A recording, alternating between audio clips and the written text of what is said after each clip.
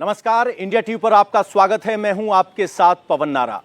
इन दिनों हमारी मौजूदगी पटना में है और इस वक्त हमारे साथ केंद्रीय गृह राज्य मंत्री नित्यानंद राय जी हैं। आपका बहुत बहुत स्वागत है इंडिया टीवी पर। धन्यवाद। नमस्कार। चुनाव की सरगर्मियां हैं तो नित्यानंद राय जी भी यहां लगातार बैठक ले रहे हैं। 25 का चुनाव कितना मुश्किल, कितना आसान एनडीए के लिए? एनडीए के लिए बिल्कुल ही आसान है और यह तय है कि 2025 में फिर एनडीए की ही सरकार बनेगी। पिछली बार अगर देखा जाए तो आरजेडी और बीजेपी की सीटों की संख्या में कोई ज्यादा फर्क रहा नहीं था। डिसाइडिंग फैक्टर नीतीश कुमार थे। अब की बार क्या एनडीए ने अपनी रणनीति में बदलाव किया? आपको इतना आत्मविश्वास है? बिल्कुल आत्मविश्वास है। जो मैं कह रहा हूं, किसान का बेटा हूं, धरती की सुगंध बता देती है कि फसल कैसा उगेगा। और मैं कह रहा हूं कि राजनीति की फसल 2025 में एनडीए की ही उगेगी और भारी बहुमत से सरकार बनेगी। जहां तक आपने कहा कि पिछले चुनाव में यानी 2020 के चुनाव में बहुत कम का अंतर रहा है एनडीए में और यूपीए में, तो पिछली बार से इस बार की स्थिति में काफी बदलाव है। एक पहला कि इन 5 वर्षों में माननीय प्रधानमंत्री श्री नरेंद्र मोदी जी बिहार के विकास के लिए बहुत सारी योजना देकर बिहार के विकास को तीव्र गति दिए हैं और उसका क्रियान्वयन एनडीए की सरकार बिहार में बखूबी की है नीतीश जी के नेतृत्व में। और प्रधानमंत्री माननीय नरेंद्र मोदी जी के भगीरथ प्रयास से विकास की गंगा घर घर, गांव गांव, शहर शहर, जन जन तक पहुंची है। पूरे देश में वह विकास की गंगा बिहार में भी पहुंची है। तो 5 वर्षों में जो विकास लगातार पहले के विकास से जुड़ता गया, जिससे देश की गरीबी जो लगभग 25 करोड़ मिटी है, उसमें 2.5 करोड़ से ज्यादा गरीबी बिहार में भी मिटी है। तो एक गरीबी मिटी, बिहार का विकास 5 साल में और ज्यादा ऊपर की तरफ बढ़ा, प्रधानमंत्री जी पर और विश्वास बढ़ा, एनडीए पर विश्वास बढ़ा।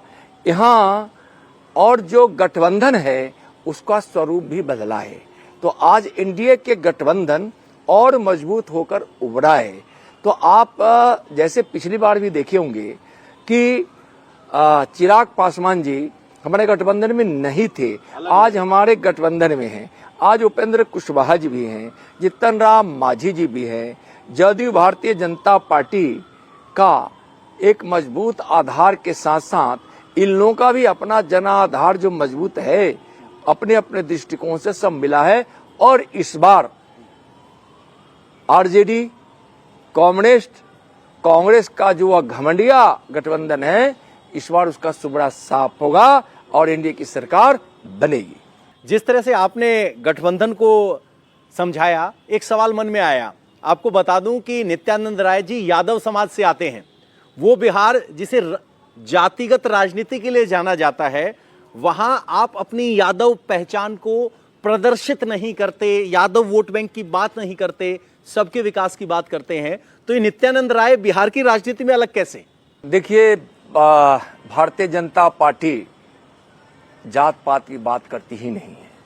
माननीय प्रधानमंत्री जी का संदेश ही भी है, संकल्प भी है, सबका साथ सबका विकास, सबका विश्वास, सबका प्रयास। और जिस विचारधारा से हम लोग ओतप्रोत है, वह विचारधारा राष्ट्रीयता की विचारधारा है, सबको साथ लेकर चलने की है। माननीय प्रधानमंत्री जब एक भारत श्रेष्ठ भारत कहते हैं, तो जिस भारत को सरदार वल्लभ भाई पटेल ने एक किया, प्रधानमंत्री जी आज उस एक भारत को और मजबूत कर रहे हैं और उस भारत को श्रेष्ठ बनाने की बात कर रहे हैं। तो उसमें जातिवाद की कहीं कोई गुंजाइश नहीं है। बिहार चुनाव पर वापस लौटकर आते हैं। आप कहते हैं कि बहुत विकास हुआ, तेजस्वी यादव कहते हैं कि 20 साल का हिसाब दीजिए, एक नया स्कूल, एक नया कारखाना बिहार में पिछले 20 साल में नहीं लगा। तेजस्वी जी सफेद झूठ बोलते हैं और भ्रम फैलाना और झूठ उनके राजनीति का आधार है। परिवारवाद, भ्रष्टाचार, घोटाला आधार है। मैं तो तेजस्वी जी को 1 महीना का समय दिया हूं पिछले 19 तारीख को, और मैंने कहा हूं कि 1 महीने के अंदर आप जहां चाह लें हमको बुला लें, मैं आपको विकास का हिसाब पाई पाई का दूंगा, योजना का दूंगा, शिक्षा का दूंगा, स्वास्थ्य का दूंगा, सड़क का दूंगा, सिंचाई का दूंगा, बिजली का दूंगा, कृषि का दूंगा। मैं हर जो विभाग हैं जिससे व्यवस्था संचालित होती है, मैं एक एक का हिसाब उनको दूंगा। तेजस्वी जी 1 महीने में अगर नहीं बुलाए तो मैं उनके घर जाऊंगा। आपको भी मैं आज ही इनवाइट कर देता हूं। जब जाने लगूंगा तो आपको मैं कहूंगा, आप भी मेरे साथ चलिएगा। उस दिन हम उनको हिसाब समझाएंगे और आराम से मैंने कहा है कि दूध भी पिलाएंगे तो पिएंगे 1 गिलास, और नहीं तो 1 कप चाय भी पिएंगे। उनको दिखाई नहीं दे रहा है, कहां था 15 वर्षों का उनका विकास, और इस 20 वर्षों में क्या हुआ दिखता है। उनके जमाने में घंटा भर बिजली नहीं रहती थी, आज 22 घंटे बिजली गांव में भी रह रही है, 23-24 घंटे शहरों में भी रह रही है।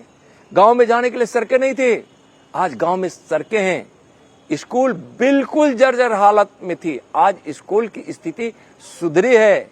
आज यहाँ एक एम्स था जी, वो अभी अटल जी का दिया हुआ, दूसरा एम्स आज दरभंगा में है। हर जिले में आज मेडिकल कॉलेज खोलने की योजना बनी है और कई जिलों में मेडिकल कॉलेज खोल दिए गए। यहाँ विद्युत उत्पादन के लिए भी यहाँ यंत्र लग रहे हैं, उनके मतलब संयंत्र लग रहे हैं, यानी कि पूरी व्यवस्था उसकी खड़ी हो रही है। आज इस गंगा पे कभी पुल 1-2 हुआ करता था, आज 6-6 पुल बन रहे हैं। उसी तेजस्वी जी के क्षेत्र राघोपुर में दुर्घटना नाव की होती थी, लोग जा नहीं पाते थे, कोई सड़क नहीं थी, आज वहां पुल बना है, सड़कें बनी है। तेजस्वी जी ने नहीं बनाया है, यह एनडीए की सरकार बनाई है। और तो ये भी और वह हैं। व्यक्ति घोटाला करने वाला, मैं चारा घोटाला, अलकतरा घोटाला, वर्दी घोटाला की सिर्फ बात नहीं कर रहा हूं, साथ साथ कर रहा हूं तेजस्वी जी, बाढ़ के समय जो दुमुहे बच्चे के लिए अमूल दूध लिया गया था, उसका भी आपके माता पिताजी के मुख्यमंत्री काल में उसका भी घोटाला हो गया था और कई बच्चों की मौत हुई थी। आप क्या बताएंगे? विकास पर जहां बहस करना हो, नहीं तो 1 महीना बाद तो मैं जाऊंगा, मैं फिर दोहरा रहा हूं। 1 महीने बाद जाएंगे, लेकिन तेजस्वी कह रहे हैं कि पलायन आज भी जारी है। बिहारी आदमी को पढ़ा लिखा है तो नौकरी के लिए, अनपढ़ है तो मजदूरी के लिए बाहर जाना पड़ता है। उसके लिए आपने क्या किया? देखिए क्या है कि 15 वर्षों के उस शासन काल में यहाँ भय का वातावरण था, अपहरण होते थे, लूट, बलात्कार, डकैती, हत्या और रंगदारी। भय का ऐसा वातावरण था कि उस 5 वर्षों में पलायन का एक बड़ा सिलसिला चला और उस क्रम में बहुत लोग पलायन कर बिहार से बाहर रोजगार के लिए जो गए थे, नौकरी के लिए जो गए थे, वहां वह जाकर नौकरी प्राप्त किए, रोजगार प्राप्त किए और उन्होंने अपना सेटअप खड़ा कर लिया। जब सेटअप खड़ा कोई कर लेता है तो फिर वापस आना उसके लिए मुश्किल होता है। लेकिन मैं इतना दावे के साथ कह रहा हूं कि वह लोग जो गांव छोड़ चुके थे, भले ही सेटअप उनका वहां खड़ा हो गया हो, लेकिन फिर अपने गांव से, शहर से जुड़ रहे हैं और अब पलायन पहले से काफी कम हुआ है। पहले तो यहाँ पर्यटक आते ही नहीं थे। सबसे बड़ा उदाहरण है कि कितने पर्यटक आ रहे हैं। बौद्ध सर्किट, शिव सर्किट का निर्माण हो रहा है, एक दूसरे से जुड़ रहा है। सीता मैया का मंदिर, राम का मंदिर बन गया, सीता मैया का मंदिर बनने जा रहा है इसी सीतामढ़ी में। जिसकी घोषणा माननीय गृह मंत्री जी ने गुजरात की धरती से किया था, आज उस पर कार्रवाई हो रही थी। तो पलायन उस समय हुआ था, उसका प्रभाव आज भी है, मैं स्वीकार कर रहा हूं, लेकिन पलायन पहले से कम हुआ है और आज रोजगार में यहाँ वृद्धि हुई है। 9 लाख लोगों को रोजगार मिला है, नौकरी मिली है सरकारी, 24 लाख लोगों को यहाँ रोजगार मिला है। अब लोग मुखातिब यहाँ हो रहे हैं, अच्छी व्यवस्था है, विधि व्यवस्था अच्छी है, इसलिए पलायन में काफी कमी आई। तेजस्वी यादव आज एक प्रेस कॉन्फ्रेंस कर रहे थे जिसमें उन्होंने कहा कि वोटर रिवीजन जो हो रहा है वो सरकार के इशारे पे हो रहा है, उसके हर रोज हर हफ्ते नए कानून आ जाते हैं, कभी कहते हैं 2003 से होगा, एक लिस्ट दी गई है, वो बताएं कि कितने % लोगों के पास पेंशन के कागज होंगे, कितने % लोगों के पास सार्वजनिक उपक्रम के होंगे, तो एक लंबी लिस्ट गिना रहे हैं। वो कह रहे हैं कि ये वोटर रिवीजन अगर 2003 से नहीं हुआ है तो 2024 का लोकसभा चुनाव भी तो इसी वोटर लिस्ट पे हुआ। अब अगर इसमें विदेशी आ गए तो क्या मोदी जी के चुनाव में भी विदेशी शामिल थे? नहीं, देखिए तेजस्वी जी की मानसिकता में पता नहीं क्या क्या भरा हुआ है। उनको यह समझना चाहिए कि चुनाव आयोग स्वतंत्र संस्था है, उनका निर्णय है। बिहार में चुनाव है, बिहार के चुनाव से पहले उन्होंने जो यहाँ मतदाता सूची सर्वे की बात उन्होंने जो कही है, और मतदाता सूची तो एक निरंतर प्रक्रिया है जो जुड़ते और हटते रहता है, लेकिन चुनाव आता है तो उस समय व्यापक बनता है। तो उसमें ऐतराज उनको क्यों हो रहा है? इसका मतलब यही है कि तेजस्वी जी ने यहाँ फर्जी मतदाता बनाया है, मतदाताओं का डुप्लीकेशन किया है और फर्जी मतदाताओं के माध्यम से चुनाव जीतने की कोशिश करते हैं। क्यों भाग रहे हैं? अगर जो सही मतदाता यहाँ होंगे तो उसमें दिक्कत क्या है कि अगर सही मतदाता है तो रहे, अगर फर्जी मतदाता है तो नहीं रहे। लेकिन यह काम चुनाव आयोग का है, वह स्वतंत्र इकाई है, चुनाव आयोग पर इनको शक नहीं करना चाहिए, गैर मुनासिब है। एक आपत्ति उनकी ये है कि जो प्रवासी अपना बिहारी है जो कहीं प्रदेश में जाके रह रहा है, वो वोट डालने के लिए आता है, अब वो फिजिकल वेरिफिकेशन के लिए घर पर मौजूद कैसे होगा? और अगर वो मौजूद नहीं होगा तो वोट कटेगा और गरीबों का वोट काटने की साजिश है। बिल्कुल गलत कहना है उनका। फिजिकल वेरिफिकेशन में की जो बात कर रहे हैं, और पूरे देश में कहीं एक जगह आप मतदाता सूची में रह सकते हैं, ठीक है, एक समय है और चुनाव आयोग उसके लिए क्या क्या शर्तें रखी है उनको अध्ययन करने की आवश्यकता है। चुनाव आयोग कुछ भी किया होगा तो सोच समझकर किया है, लेकिन जैसा वो कह रहे हैं वह उनकी विकृत मानसिकता का परिचायक है। एक आपकी तरफ से एक बयान मैं पढ़ रहा था, आप कह रहे हो कि तेजस्वी यादव के लिए अब की बार राघोपुर सीट भी मुश्किल है। बिल्कुल, मुख्यमंत्री पद के दावेदार बताते हैं अपने आप को। जीतेंगे तब ना मुख्यमंत्री बनेंगे, न उनकी पार्टी जीतने वाली है, सुपड़ा साफ होने वाला है, और राघोपुर से तेजस्वी जी बिल्कुल हारने वाले हैं। क्यों?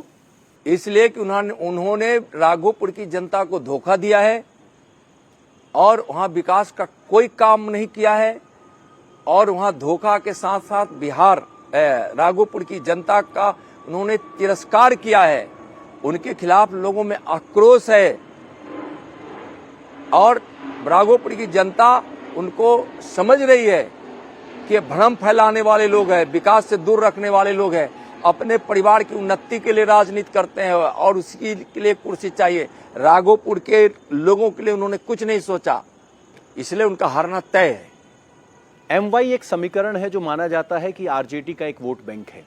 उसमें से अगर मुस्लिम की बात की जाए तो अभी रविवार को पटना में एक बड़ा जलसा हुआ जिसमें कांग्रेस के नेता भी पहुंचे थे, राहुल गांधी का संदेश पढ़ा गया और खुद तेजस्वी ने कहा कि यहाँ वक्फ एक्ट लागू नहीं होने देंगे, उखाड़ फेंकने का, बीजेपी की सरकार को उखाड़ फेंकने का पटना के गांधी मैदान से आह्वान किया। जनता उनको उखाड़ फेंकेगी, सरकार बनने वाली नहीं, उनकी बात एक।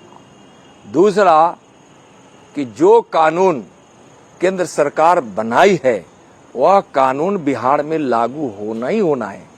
वोट के लिए तुष्टीकरण करके किसी को गुमराह करना, इसलिए कि वक्फ बोर्ड के माध्यम से मुसलमानों का कोई हक नहीं छीना गया है। वैसे मुट्ठी भर लोग जो कब्जा उस पर जमाए हुए थे, उस संपत्ति का लाभ गरीब मुसलमानों को मिले, महिला मुसलमानों को मिले, इसकी व्यवस्था की गई है। और मुट्ठी भर लोगों का उस पर से अधिपत्य समाप्त हो जाए, इसकी व्यवस्था है। गुमराह कर रहे हैं वो मुसलमानों को भी और बिहार को भी। इसलिए ऐसे भारतीय जनता पार्टी जो बब बिल का लेकर आई, एनडीए की सरकार लेकर आई और जो पास हुआ, उस पर बहुत सारी चर्चाएं हो चुकी है, काफी मत आ चुके हैं। इनके राजनीति से प्रेरित होकर एक मुद्दा बनाना चाहते हैं, इसलिए कि उनके पास कोई मुद्दा नहीं है। जनता हिसाब पूछ रही है कि आप 15 साल में थे तो क्या थे, जंगल राज था, तो जंगल राज के हिसाब देने से भागते हैं, तो बब वोट की बात करते हैं, तो वो कितना भाग कर जाएंगे। आरजेडी अब की बार अपनी विस्तार दे रही है अप्रोच को। जैसे एक कुशवाहा समाज का, बनिया समाज का एक सम्मेलन किया गया, जिसमें कहा गया कि बनिए, एक नई डेफिनेशन है, बनिए बिहार को बनाइए, उसका विस्तार किया गया। इसके अलावा निषाद समाज को साथ लाने की कोशिश है, मछली खाते हुए वीडियो बनाते हैं। तो क्या वो दायरा बढ़ाएंगे, सामाजिक दायरा जिसको वो बोलते हैं? क्या बीजेपी को कोई परेशानी हो? कोई परेशानी नहीं बीजेपी को। उनके कहने से न दायरा बढ़ेगा और न कोई समाज बहकावे में आने वाला है। भारतीय जनता पार्टी सबका साथ सबका विकास की बात कर रही है, तो इसको लोग समझ रहे हैं। सब समझ रहे हैं कि विकास का मतलब मोदी, विकास राष्ट्रीयता का मतलब हमारी नीति, देशभक्ति का मतलब हमारी नीति, सेना के शौर्य बढ़ाने वाला मोदी की सरकार, बिहार में विधि व्यवस्था लाने वाला नीतीश जी की सरकार, एनडीए की सरकार, जातिवाद को नकारने वाला एनडीए की नीति, सबका साथ सबके विकास की बात इसी आधार पे हम करते हैं। जातिगत जनगणना की भी बात हुई, नोटिफिकेशन जारी हुआ है, अब की बार की जनगणना में जातिगत जनगणना होगी, वो कितना बड़ा मुद्दा रहेगा बिहार में? देखिए, जातीय जनगणना विकास की दृष्टिकोण से किया जाएगा, ताकि उसमें जो जातीय जनगणना है उस हिसाब से क्या क्या किसकी किसकी स्थिति है, उसका कोई दृष्टिकोण राजनीतिक नहीं है। तो यह शुद्ध मन से वैसे लोगों को जो अधिकार मिले, विकास उन तक पहुंचे और विकास की योजना बनाते समय वह आधार बने, इसलिए जनगणना जरूरी था, जातीय जनगणना, और वह जातीय जनगणना हो रहा है। आरजेडी पूछती है कि अगर जातीय जनगणना करेंगे तो क्या आरक्षण भी बढ़ाएंगे? देखिए, आरक्षण के विरोधी लोग बोल रहे हैं। आरक्षण बिहार में किसने दिया? कर्पूरी जी ने, कर्पूरी ठाकुर जी ने, भारत रत्न कर्पूरी, भारत रत्न का उनको उपाधि मिली। दिया कौन? माननीय प्रधानमंत्री नरेंद्र मोदी जी ने। 15 साल तक ही रहे तो आरक्षण की बात तो नहीं की। और जब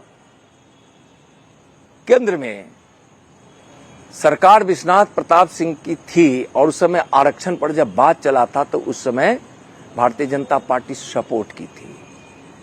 और जब आरक्षण का विरोध करने वाले सबसे बड़े नेता का नाम है राजीव गांधी जी, वही कांग्रेस जो आरक्षण का विरोध की, उसके गोद में बैठकर परिवार की राजनीति करने के लिए राजद लालू जी, तेजस्वी जी, आपको सोचना चाहिए कि आप लोगों को मूर्ख नहीं बना सकते। जो कांग्रेस का साथ है उसको तो आरक्षण की बात करने का हक ही नहीं है। और माननीय प्रधानमंत्री जी श्री नरेंद्र मोदी जी ने ओबीसी आयोग को कभी संवैधानिक दर्जा नहीं मिला, और संवैधानिक दर्जा मिलने से ओबीसी का आरक्षण और मजबूत हुआ। पहले न जाने कौन सा एडमिनिस्ट्रेटिव ऑर्डर ओबीसी के आरक्षण पर कुठाराघात कर देता, और जब इस सत्ता में रहे कांग्रेस के साथ दिल्ली में, क्यों नहीं दिया? क्यों नहीं दिया ओबीसी को संवैधानिक दर्जा? तो आरक्षण की बात क्या करेंगे? आरक्षण की नीति न्याय के लिए भारतीय जनता पार्टी की है, इसलिए वो आरक्षण की क्या बात करेंगे? लालू यादव की इस चुनाव में क्या भूमिका देखते हैं? क्या आपको लग रहा है कि आरजेडी की कमान अब तेजस्वी के हाथ में है, या लालू का मार्गदर्शन है और लालू के कमान हाथ में? इतना हम जानते हैं कि परिवार में ही कमान रहेगा, चाहे लालू जी के पास रहे चाहे तेजस्वी जी के पास रहे, दूसरे को कमान नहीं जा सकता है। इसलिए कमान कहाँ रहेगा वो उनका परिवार तय करता है और परिवार में ही रहेगा यह तय। अब की बार एक किरदार और हैं पीके, प्रशांत किशोर, 1-1.5 साल से लगातार जमीन पर नजर आ रहे हैं। उनका कितना प्रभाव मानते हैं आप इस चुनाव में? देखिए, बिहार के लोग अब विकास चाहते हैं और परखे हुए लोग को चाहते हैं, जिनको देख रहा है 20 साल में बिहार कितना बदला है। और बिहार के लोग यह देखते हैं कि जब दिल्ली में एनडीए की सरकार है तो यहाँ एनडीए की सरकार, मोदी जी की सरकार बिहार के लिए 3 लाख करोड़ दिया है जब से मोदी जी बने हैं। अभी भी हजारों करोड़ दिए गए हैं, 11,000 करोड़ से भी ज्यादा बाढ़ से निजात या उसको कम करने के लिए दिए हैं मोदी जी। उससे सिंचाई परियोजना को भी सहायता मिलेगा, बांधों को भी मिलेगा। सवाल पीके की भूमिका पे भी है सर। और जब पिछले बजट में केंद्रीय बजट जब पेश हुआ तो कांग्रेस ने चिल्ला चिल्ला कर, गला फाड़ फाड़ कर, पानी पी पी कर, उठ बैठक कर कर कहा कि यह बिहार का बजट है। तेजस्वी जी थोड़ा भी बिहार से आपको मोह रहता तो खड़े होकर कहते, खबरदार कांग्रेस, बिहार के हित के लिए किया है एनडीए की सरकार, दिल्ली की सरकार, मोदी की सरकार, हम उसके साथ हैं। तो केंद्रीय बजट में बिहार का बजट दिखाई पड़ा, उसका खिलाफ करने वाला कोई व्यक्ति, चाहे वह कोई भी हो या फिर कोई दूसरी पार्टी प्रयास कर रही हो, तो किसी पर भरोसा जनता नहीं करेगी। मोदी जी का बिहार के लिए किया गया काम, नीतीश जी के नेतृत्व में किया गया काम और बिहार के प्रति माननीय प्रधानमंत्री जी के मन में प्रेम और बिहारियों के मन में हमारे माननीय प्रधानमंत्री जी के प्रति आदर, यहाँ एनडीए को इतना मजबूत बना रखा है कि कोई भी पार्टी हो, आप जिसका नाम ले लीजिए, कोई ऐसी जो पार्टी हो, किसी की गुंजाइश नहीं। चलिए, जिसका नाम आप लेने से बच रहे हैं उन्हीं का एक बयान मैं आपके सामने रखना चाहता हूं। वो कहते हैं कि बीजेपी को बिहार पर नीतीश कुमार को थोपने की सजा मिलेगी। बीजेपी थोपती है, जनता मुख्यमंत्री बनाती है, जनता प्रतिनिधि बनाती है। तो जनता बनाई है नीतीश जी को। अगर कोई थोपने की बात कह रहा है तो ऐसा नहीं है, लेकिन भारतीय जनता पार्टी अपना नेता नीतीश जी को मानती है कि हमारे नेता हैं। तो थोपने की बात का है, थोपने वाले लोग तो परिवारवादी होते हैं जो परिवार को थोप देते हैं। हम जा रहे हैं तो हमारी धर्मपत्नी जी को मौका नहीं मिला तो फिर हमारे पुत्र जी, एक ही परिवार में पुत्री जी भी, पुत्र जी भी, माता जी भी, पिताजी भी, उससे बड़ा थोपना किसको कहते हैं? यही थोपना है। और वह परिवारवाद ही राजतंत्र है और यह लोकतंत्र है। संविधान ने लोकतंत्र की व्यवस्था दी है। ये लोग संविधान भी ने समझने दिया था देश को, जिसको मोदी जी ने समझाया, अपने माथे से लगाकर समझाया और संविधान की भावनाओं के अनुसार गरीब की सेवा की। और आज देश से 25 करोड़ गरीब लोग गरीबी रेखा से बाहर है। ऑपरेशन सिंदूर का इस चुनाव में कोई असर होगा? क्योंकि भारतीय जनता पार्टी राष्ट्रवाद की बात करती है और ऑपरेशन सिंदूर एक बहुत बड़ी घटना थी, 4 दिन का युद्ध था। कितना असर चुनाव में? बहुत बड़ा सोच था। और जब इच्छा शक्ति में साहस हो, देशभक्ति हो, देश का मान स्वाभिमान हो, संप्रभुता हो, तो वह संकल्प हिमालय का रूप लेता है, जो माननीय प्रधानमंत्री जी के रूप में हमको प्राप्त हुआ है, माननीय नरेंद्र मोदी जी के रूप में। तो उसमें सेना का शौर्य दिखा और मोदी सरकार का संकल्प दिखा। निश्चित रूप से अब तक की आतंकवादियों पर की गई कार्रवाई सबसे बड़ी कार्रवाई थी। अपनी धरती से ही पाकिस्तान की धरती में घुस कर की गई कार्रवाई थी और बिहार की धरती से ही यह घोषणा हुई थी कि आतंकवादियों को हम ऐसा सबक सिखाएंगे जो न आतंकवादी न उसके आका भी सोचे होंगे। और मधुबनी की धरती से हमारे प्रधानमंत्री जी ने संदेश दिया था, जनता को सब चाहिए, देश का मान सम्मान चाहिए, सैनिक शौर्य दिखाता है उसका भी सम्मान चाहिए, विकास चाहिए। तो असर जनता पर सब चीज का होता है और सब आप देखेंगे तो मोदी जी के साथ है, इंडिया के साथ है। आखिरी सवाल, 20 साल की जब सरकार होती है तो पत्रकारों का एक बहुत फेवरेट शब्द होता है एंटी इनकम्बेंसी। बिहार में ऐसा क्या है कि एंटी इनकम्बेंसी नहीं होगी, अब की बार भी फिर एनडीए आएगी? कौन सा वो बड़ा फैक्टर? वो सबसे बड़ा फैक्टर है विकास का और विश्वास का। विकास का जो मॉडल माननीय प्रधानमंत्री जी ने दिया और जो नीतीश जी अपनाकर उसको बिहार को आगे बढ़ाए, तो विकास के कारण जो विश्वास है मोदी जी पर, एनडीए पर और नीतीश जी पर, बिहार की जनता के दिलों में, वहां कोई भी एंटी इनकम्बेंसी काम नहीं करेगी और न है। आपने इंडिया टीवी को वक्त दिया, आपका बहुत बहुत शुक्रिया। तो ये थे नित्यानंद राय, कह रहे हैं कि मोदी के विकास और विश्वास के दम पर एक बार फिर एनडीए बीजेपी यहां जीत हासिल करने के लिए प्रतिबद्ध है। नमस्कार।